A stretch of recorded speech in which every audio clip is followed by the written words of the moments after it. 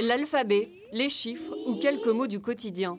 À l'école laïque du Chemin des Dunes, dans la jungle de Calais, on apprend le français en douceur. Onia est irakienne et vient ici depuis 2 mois. Bonjour, ça va bien. Je m'appelle Tonia.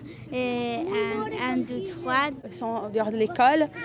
On ne sait pas pour combien de temps. Ils sont sur la route.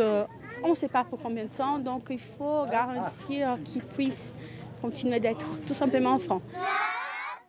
Avec ces 2 classes, cette école peut accueillir 15 enfants et 20 adultes.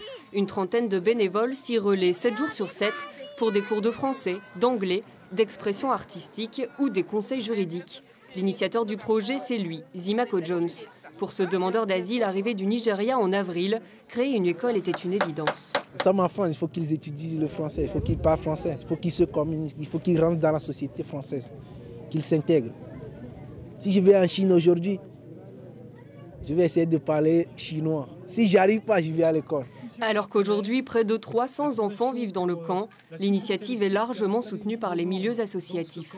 Le droit à l'éducation permet ensuite, avec des gens instruits, d'aller chercher d'autres droits. Et quand on sait à minima lire, écrire et épeler, on s'en sort un peu mieux. Signe encourageant, 3 enseignants de l'éducation nationale devraient être détachés dès la rentrée prochaine, dans un lieu qui reste à déterminer.